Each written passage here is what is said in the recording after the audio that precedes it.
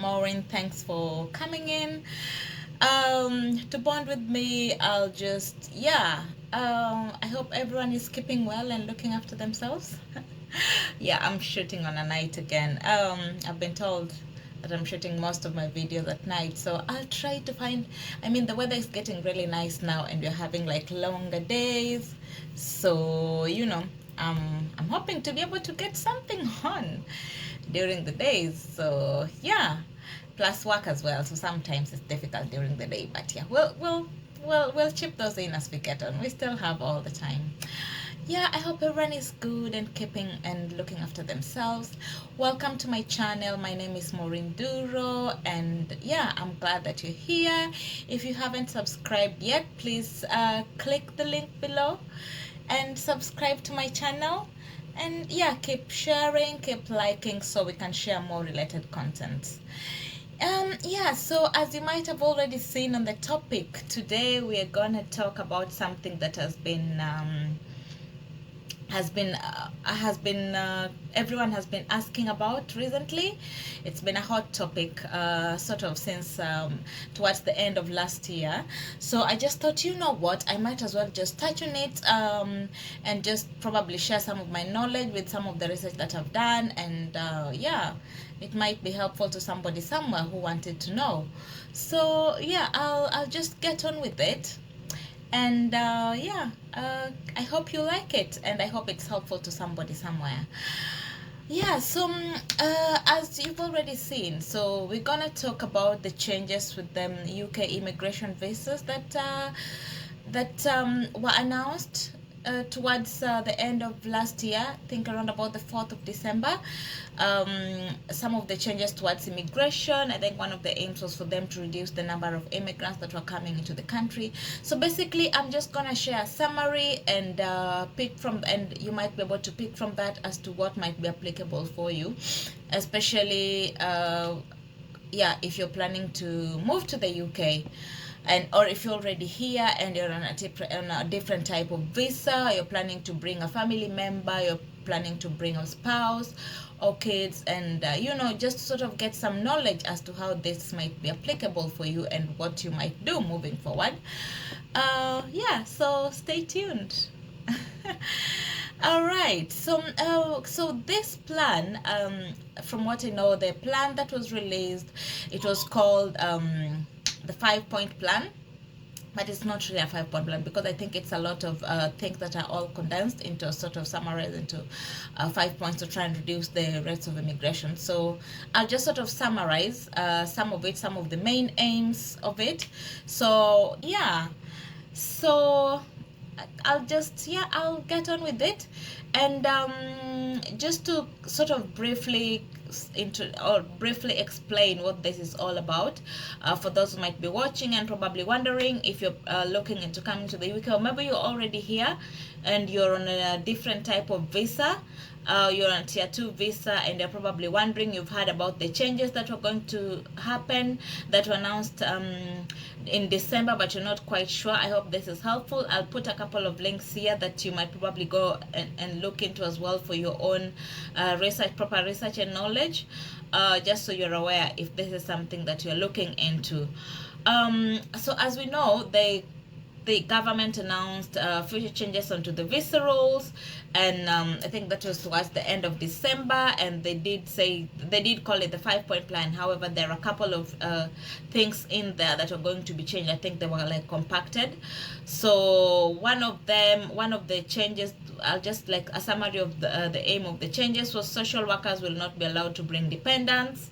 The other one was the minimum salary to be sponsored for a skilled worker will be increased, with the baseline minimum rising from 26,000 to 28,000. I think if you're already on a tier 2 visa, you probably know that's higher than what was there before. Changes to the shortage occupation list. For those who are wondering what the shortage of occupation list is, so whenever you're looking for a job, or maybe you're looking for a sponsor, there's a list on the government website.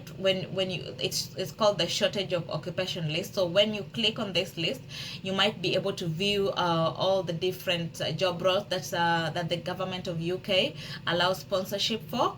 So yeah, so they were going to review that and then change, and I think also review the salaries within the job roles, and then the minimum income required for a sponsor to sponsor someone or a spouse or a partner visa is also going to be raised.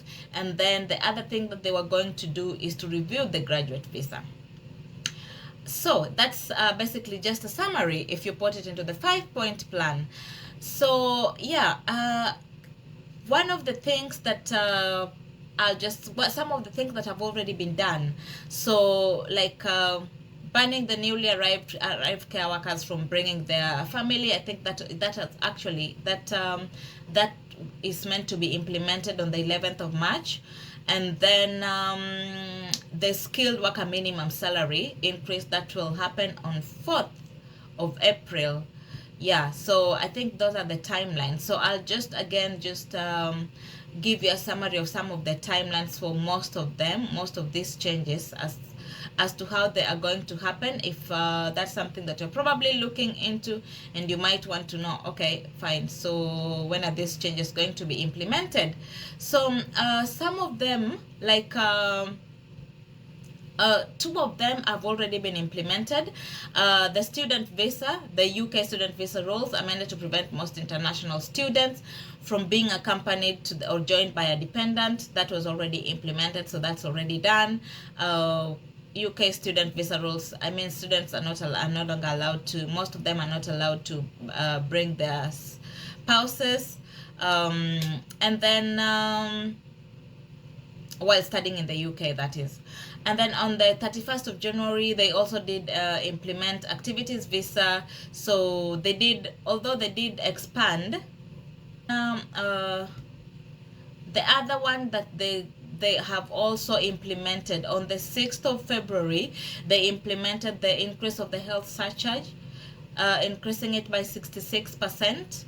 So that's something as well that has already increased. Again, if you want to know the exact amount, please check on the government website. I'll put the links here. And then the other thing that has already so the minimum threshold, that's going to be on the 4th of April. And then on the 6th of April, requirement for to sponsor licenses will be removed for new sponsors so that's the requirement to renew sponsor licenses will be removed. So that's on the 6th of April. And then on the 11th of April, the minimum income requirement for partners applying under the Appendix FM will be increased from 18,000 to 29,000.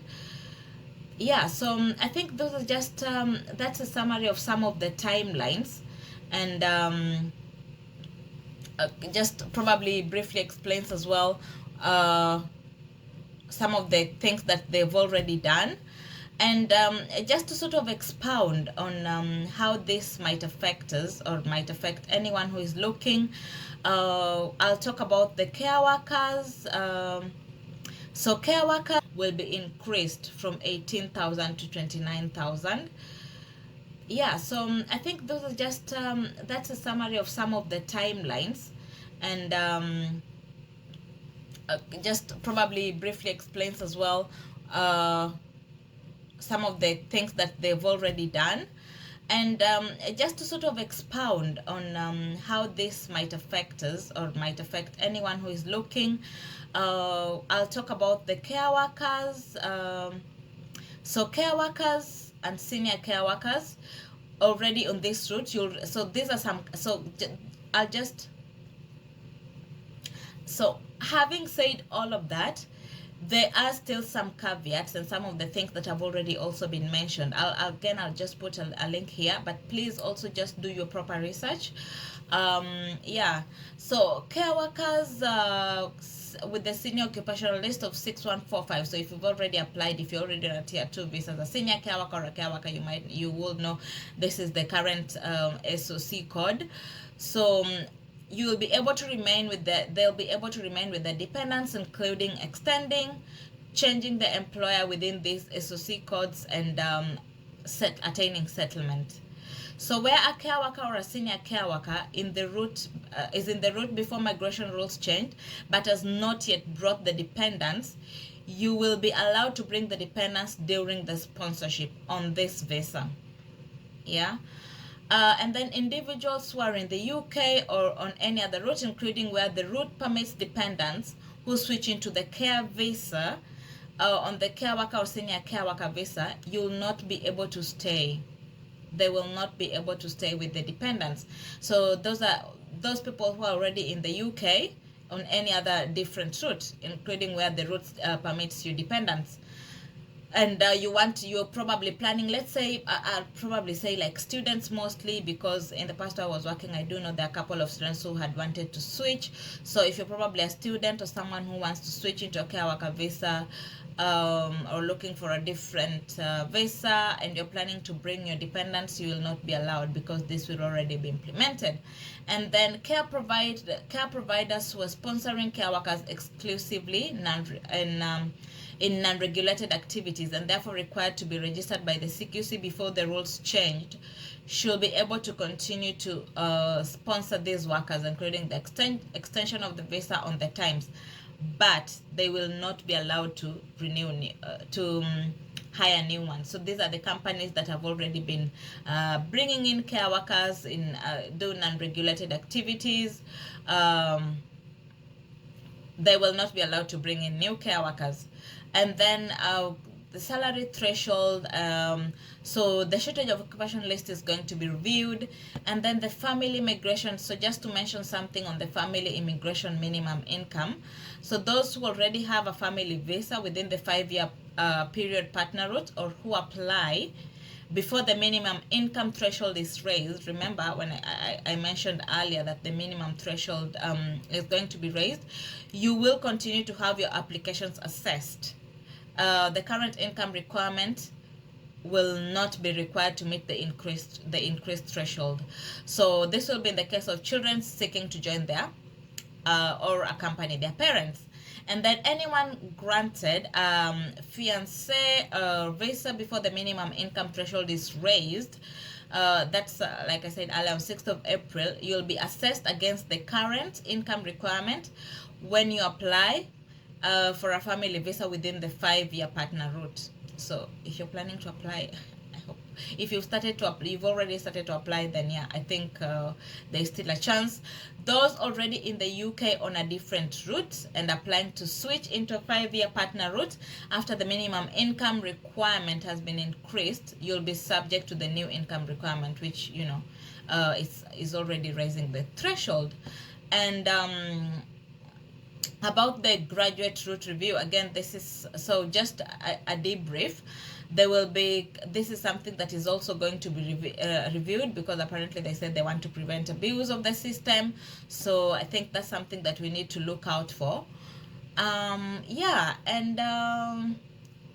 Again, like I said, this is just a summary and some of the information from the government website. Obviously, most of these things, 2 of them have already been implemented, and some of them are coming up to being implemented in March and April.